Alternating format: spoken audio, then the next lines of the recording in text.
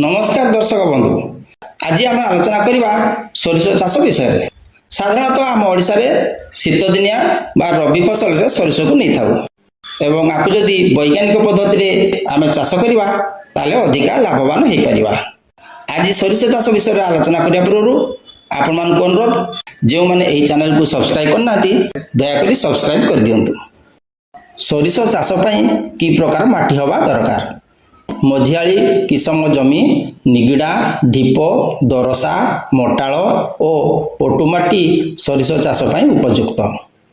बिहन अण जलसेचित किसम जलसेचित किसम। अण जलसेचित किसम गुड़िक है M27 75 दिन, PT 507 80 दिन, PT 303 85 दिन इत्यादि।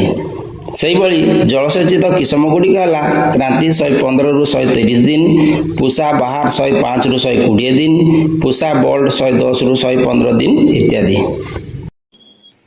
बुणिबा समय माटीर बतर को नहीं अण जलसेचित अंचल मानकरे अक्टोबर मास 15 तारिख मध्य और जलसेचन सुविधा थिबा अंचल रे नवेम्बर द्वितीय सप्ताह मध्य बुणिबा कार्य शेष करने दरकार। बिहन परिमाण और विशोधन। बुणिबा प्रणाली और किसम अनुजाई एकर प्रति 3 रु 4 किलोग्राम बिहन दरकार हुए। बुणा पूर्व बिहन विशोधन कले क्षेत्र में रोगपोक कमी जाए। प्रति 1 किलोग्राम बिहन सहित 2 ग्राम कार्बनडाजिम किंबा 3 ग्राम थीराम गलाई बिहन विशोधन करा जाए। जमी प्रस्तुति और बिहन बुणा। 3-4 अड़ चाष करी माटी को गुंड करंतु। लंगल सियार पछरे बा धाड़ी को धाड़ी 25 रु 30 सेंटीमीटर और मंजी को मंजी 8 रु 10 सेंटीमीटर व्यवधान में बिहन बुणंतु। जलसेचित जमी रे 100 रु अधिक दिनिया बिहन किसम व्यवहार करुतिले धाड़ी को धाड़ी 45 सेंटीमीटर व्यवधान रखंतु। खत और सार भल भाव सड़ा जाइतिबा गोबर खत किंबा कंपोस्ट एकर प्रति 2 टन हिसाब रे प्रयोग करंतु। अण जलसेचित सोरिष फसल पई एकर प्रति 16 किलोग्राम जैवक्षारजान, 8 किलोग्राम फॉस्फोरस और 8 किलोग्राम पोटास मूल खाद्य सार भाव में बिहन बुणा पूर्व खत सह माटी रे मिसाई दियंतु। जलसेचित सोरिष पई बिहन बुणा पूर्व एकर प्रति 10 किलोग्राम जैवक्षारजान, 10 किलोग्राम फॉस्फोरस और 10 किलोग्राम पोटास खाद्य सार माटी रे मिसाई दियंतु। यार 3 सप्ताह पर 10 किलोग्राम जैवक्षारजान धाड़ी मध्य प्रयोग करी कड़ाखुसा करंतु।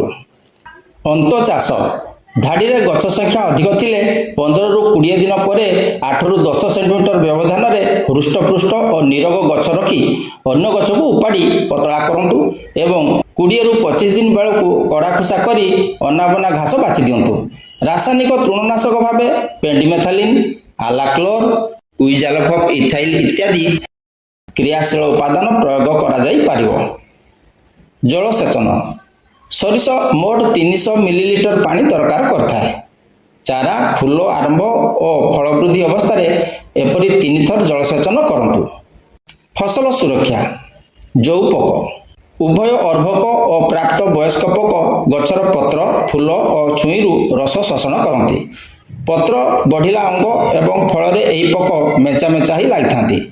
गछ प्रति 50 रु अधिक पोक देखादेले एकर प्रति 400 मिलीलीटर मिथाइल डिमेटन किंबा 20 ग्राम क्लोथायानिडिन 50% WDG को 200 लीटर पानी रे मिसाई सिंचन करंतु। करतिया माछी यह सोरिष पत्र और कौलिया अंश खाई नष्ट कर दियंती। यार दमन पाई एकर प्रति 600 मिलीलीटर निम्बजात कीटनाशक 0.15 शतकड़ा किंबा 500 मिलीलीटर फसालन 200 लीटर पानी रे मिसाई सिंचन करंतु। हाथ रे संग्रह करी मध्य मारिदेले पोक संख्या कमी जाए। सबुज पत्रखिया पोक सुक गुड़िक पत्रर अगरे थिबा फूल को बांधी देई ता मध्य रही पत्र कढ़ और फल खाई जाती। अधिक हेले गछ संपूर्ण भावे पत्रहीन हो जाए, केवल झाड़ू भली गछ ठिया ही रहे। यार दमन पई एकर प्रति 200 मिलीलीटर इथोपेनप्रॉक्स किंबा इंडक्साकार्ब को 200 लीटर पानी रे मिसाई सिंचन करंतु।